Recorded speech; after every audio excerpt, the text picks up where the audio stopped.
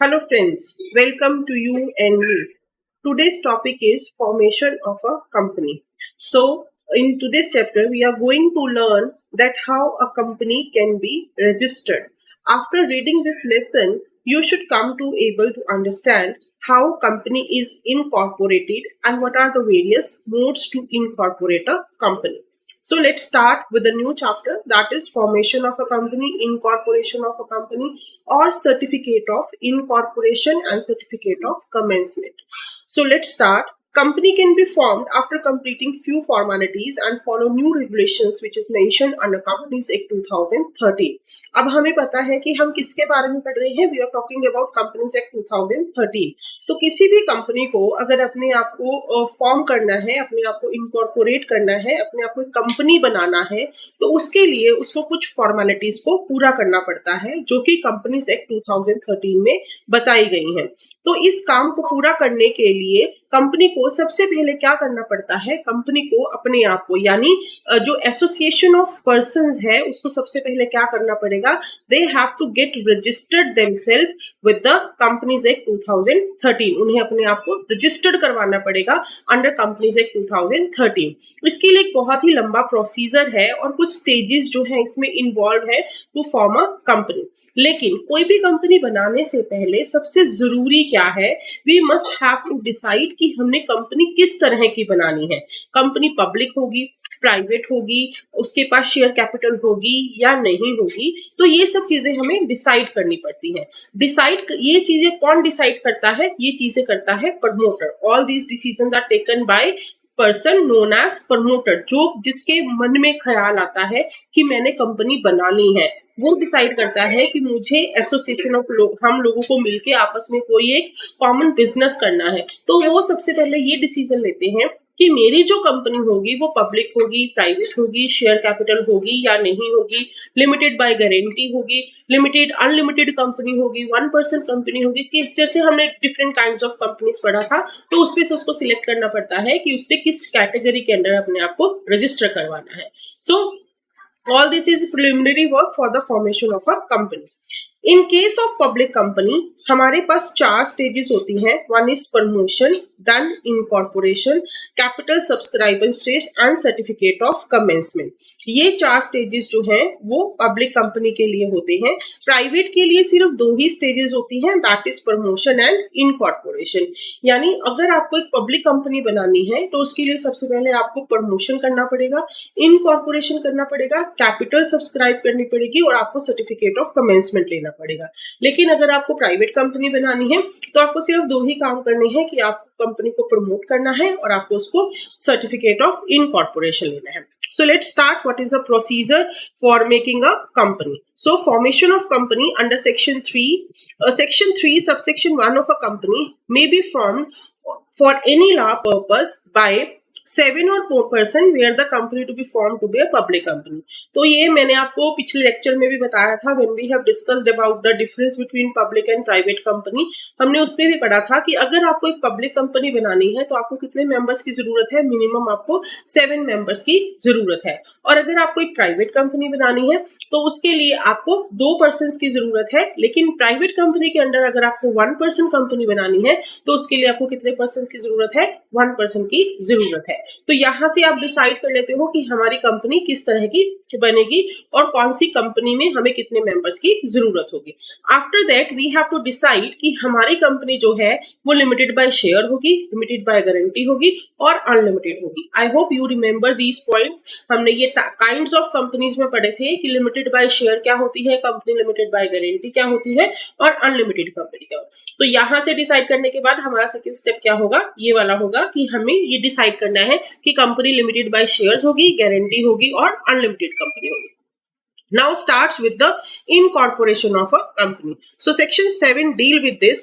Now you have to file with the registrar whose jurisdiction the registered office of a company is proposed to be suited. इसका मतलब क्या है, मान लो मैंने company जो है वो हरियाणा में लगानी है, तो मेरी jurisdiction किसके अंदर आएगी, हरियाणा स्टेट गवर्नमेंट के अंदर आएगी. तो वहां पर मेरा क्या होगा, जो मेरी वी कैन से कि मेरी जो कंपनी की हम बोलेंगे कि जो उसको मिलता है लाइसेंस, जैसे हम बोलते हैं कि मैं पंजाब की रहने वाली हूँ, इसी तरह से हमारी जो कंपनी है वो कहाँ से रजिस्टर्ड हो जाएगी, हरियाणा की, तो वो हरियाणा की कंपनी कहलाएगी।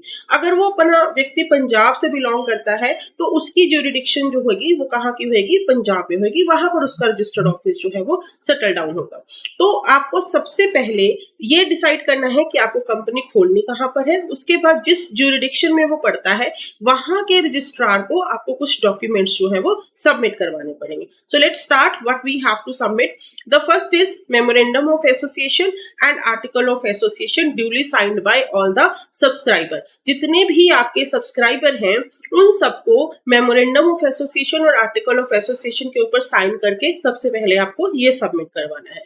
दूसरी चीज जो उसमें आप सबमिट करवाओगे वो है a declaration by an advocate, a chartered accountant, cost accountant, company secretary in practice who is engaged in the formation of a company। जो भी आपकी फॉर्मेशन ऑफ कंपनी में जितने भी लोग इंगेज हैं, एक advocate, chartered accountant, cost accountant, company secretary, director, manager, secretary of the company, वो सारे जो हैं वो एक डॉक्यूमेंट के ऊपर साइन करके देंगे कि हाँ जी we are involve, we are this and this category person and we belongs to this company in such a such वे।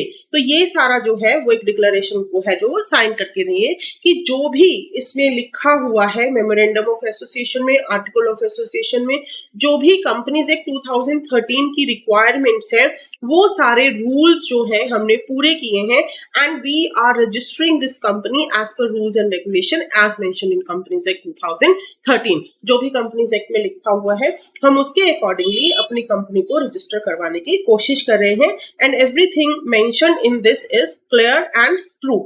उसके बाद एक एफिडेविट लगता है from each subscriber to the memorandum from person named as the first director. जो आपकी company का first director, हमने आपको बताया था कि कंपनीज एक्ट 2013 के बाद अब फर्स्ट डायरेक्टर अपॉइंट करना जरूरी हो गया है, तो वो एक एफिडेविट लिख के देगा जिसमें वो लिखेगा कि हम जो भी प्रमोशन कर रहे हैं, जो भी हम कंपनी को फॉर्म कर रहे हैं, मेरी नॉलेज में जो भी हम इंफॉर्मेशन प्रोवाइड कर रहे हैं दैट इज ट्रू, इसमें किसी भी तरह का कोई फ्रॉड नहीं है, मेरे ऊपर किसी तरह का कोई भी केस नहीं चल रहा, मैं बिल्कुल प्योर पर्सन हूँ और मेरी कंपनी के जितने भी मेंबर्स हैं they are also providing the true information. हम इसके किसी भी तरह के जो भी हमने बताया है उसमें किसी भी तरह का कोई भी छुपाव नहीं है। And he will also tell that any breach of duty to any company under this act or any previous company law during preceding 5 years and that all the documents filed with the registrar for registration of company contain information that is correct and complete and true to the best of his knowledge and belief। कि जो कुछ भी इस document में बताया गया है वो मेरी नॉलेज के अकॉर्डिंगली बिल्कुल ही सही है, इसमें किसी भी तरह का कोई भी छुपाव नहीं है। इसके अलावा अब आप क्या बताओगे, you will tell the address for correspondence till its registered office is establish. आपका एड्रेस क्या होगा, जब तक कि आपका रजिस्टर्ड ऑफिस जो है वो बन नहीं जाता तब तक आप कहाँ से डील करोगे। आपके पास लेटर्स आने भी हैं, आपने भेजने भी हैं, तो टेम्परेरी आपका ऑफिस क्या होगा। और उसके अलावा the particular of name including surname, family name, residential address, nationality and any other such particular of every subscriber to the memorandum along with the proof of identity। जितने भी मेंबर्स हैं जिन्होंने मेमोरेंडम ऑफ एसोसिएशन और article of association को subscribe करा है उन सबके नाम, सरनेम, फैमिली की इंफॉर्मेशन, नेशनैलिटी, उनका प्रूफ ऑफ आइडेंटिटी, वो सारा कुछ भी आपको क्या करवाना पड़ेगा, जमा करवाना पड़ेगा। इसके अलावा अगर आपकी कंपनी की फॉर्मेशन में कोई कॉर्पोरेट बॉडी जो है वो शामिल है तो उसको भी अपनी ये सारी की सारी इंफॉर्मेशन जो है वो प्रोवाइड करनी पड़ेगी। Next is the particular of the interest of the person mention in the article as the first director of the company. तीसरी चीज जो वो सबमिट करवाएगा वो बताएगा कि जो फर्स्ट डायरेक्टर ऑफ कंपनी है वो और कितनी कंपनीज में एज अ डायरेक्टर काम कर रहा है, यानी वो उसके लिए पहली कंपनी है या बाकी किसी कंपनी में भी वो काम कर रहा है। So all these signated document they have to submit with the registrar on the basis of the documents and information। जो भी अब हमने ऊपर डिस्कस किए, जब ये सारे डॉक्यूमेंट्स जो है वो सबमिट हो जाएंगे तो अगर आपका रजिस्ट्रार जो है वो इनको चेक करेगा, अगर वो इन सब से सहमत है कि जो कुछ भी उसने पढ़ा, जो कुछ भी उसने देखा, जो भी डॉक्यूमेंट उसको सबमिट करवाए गए, वो सारे जो है वो सही है, तो वो उनको एक सर्टिफिकेट ऑफ इनकॉर्पोरेशन का एक नंबर इशू कर देता है for the proposal that the company is incorporated under this act. On and from the date mentioned, the certificate of incorporation is issued under subsection 2. The registrar shall allot to a company a corporate identity number. वो एक corporate CIN number जो है वो company को दे देता है, जो इसकी डिस्टिंक्ट आइडेंटिटी बताती है. हर एक कंपनी को एक नंबर मिल जाता है जिससे वो कंपनी जो है वो पहचान में आना शुरू हो जाती है, जो कि उसके सर्टिफिकेट ऑफ इनकॉर्पोरेशन के ऊपर लिखा होता है. The company shell maintain the and preserve its registered office copies of all document and information. जो भी ऊपर डॉक्यूमेंट इन्होंने सबमिट करवाए वो सारे के सारे सर्टिफिकेट और डॉक्यूमेंट्स और ये सिन वो किसके पास रखेगी? अपने रजिस्ट्रार ऑफिस में इसकी कॉपी जो है वो रखेगी until जब तक कि ये कंपनी जो है वो डिसोल्यूशन ना की कागार पर ना आ जाए. यानी जब तक ये कंपनी बंद नहीं होती तब तक इनको ये सारे के सारे डॉक्यूमेंट्स जो है उसकी एक कॉपी कहाँ पर रखनी पड़ती है? अपने रजिस्ट्रार ऑफिस में रखनी पड़ती है. If any person furnish any false or incorrect information, अगर कोई कंपनी जो है वो या फिर कोई भी व्यक्ति अगर कोई फॉल्स इंफॉर्मेशन देता है, कोई मटेरियल इंफॉर्मेशन जो है वो प्रोवाइड करता है, तो he will be held liable under section 447. वो 447 के अंदर क्या हो जाएगा? उसके अगेंस्ट केस चलना शुरू हो जाएगा. And subsection 5, where at any time after the incorporation of company it is proved that the company has been got incorporated by furnishing any false or incorrect information or representation or suppressing any material fact or information, any of the document filed or made in incorporation such company by any fraudulent action, promoters, persons, first director of the company, then that company, a person making declaration under clause B subsection 1 shall be held liable under section 447. इसका मतलब क्या है कि अगर company मान लो registrar ने जब इसको सर्टिफिकेट ऑफ इनकॉर्पोरेशन का नंबर दिया या सिन नंबर दिया, तो उसके बाद उसको पता लग जाता है कि कंपनी के किसी भी मेंबर ने कोई फॉल्स इंफॉर्मेशन दी है, फर्स्ट डायरेक्टर ने कोई फॉल्स इंफॉर्मेशन दी है, प्रमोटर ने कोई फॉल्स इंफॉर्मेशन दी है या उन्होंने कोई मटेरियल इंफॉर्मेशन को छुपाया है, then they all will be held liable under section 447. Now, what is certificate of incorporation? When all the important and requisite documents are filed with the registrar shall satisfy himself that all the statutory requirements regarding the registration have been duly compiled with. जब registrar अपने आप को satisfy कर लेता है कि जितनी भी स्टैट्यूटरी रिक्वायरमेंट्स थी वो पूरी हो गई हैं, तो उसके बाद वो क्या करता है? उनके मेमोरेंडम और आर्टिकल ऑफ एसोसिएशन को रजिस्टर कर देता है और उनको सर्टिफिकेट ऑफ इनकॉर्पोरेशन जो है वो इशू कर देता है. जो सर्टिफिकेट ऑफ इनकॉर्पोरेशन है वो एक लीगल डॉक्यूमेंट है, एक लाइसेंस है किसी भी कंपनी की इनकॉर्पोरेशन का, और ये लाइसेंस जो है वो कंपनी के रजिस्ट्रार के द्वारा इशू किया जाता है as per the rules and regulations of the state government of that particular registered office. So this is the way through which a company can register itself. This is the whole procedure. तो अगर मैं इसको brief में बोलने की कोशिश करूं तो सबसे पहले हमें क्या चाहिए? हमें मेमोरेंडम ऑफ एसोसिएशन और आर्टिकल ऑफ एसोसिएशन चाहिए. इसके बाद सभी मेंबर्स की हमें डिक्लेरेशन चाहिए. इसके बाद जितने भी मेंबर्स उसकी फॉर्मेशन में थे, चाहे वो चार्टर्ड अकाउंटेंट था, चाहे वो प्रमोटर था, चाहे वो we can say first director था, दे विल से कि हमने जो कुछ भी बताया वो सब कुछ सही है, हमने जो कुछ भी लिखा, हमारे नेम एड्रेसेस वो सारे इसमें सबमिट हो जाएंगे. अगर रजिस्ट्रार जो है वो सेटिस्फाई हो जाता है तो वो क्या करेगा? सर्टिफिकेट ऑफ इनकॉर्पोरेशन जो है वो उनको इशू कर देगा. So this is the small process, or we can say a lengthy process to register a company. Now the next topic is conclusiveness of certificate of incorporation.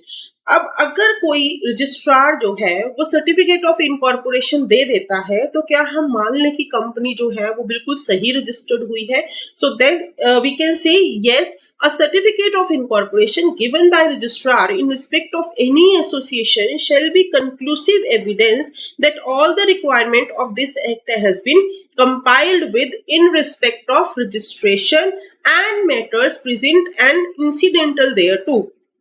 कि कोई भी जो भी रजिस्ट्रेशन का प्रोसेस था, अगर किसी कंपनी को सर्टिफिकेट ऑफ इनकॉर्पोरेशन मिल जाता है तो ये कंक्लूसिव एविडेंस है कि इस कंपनी ने जितनी भी रिक्वायरमेंट्स थी अपने आप को रजिस्टर करवाने के लिए, वो सारी रजिस्टर करवाने की सारी रिक्वायरमेंट्स को इन्होंने पूरा किया है.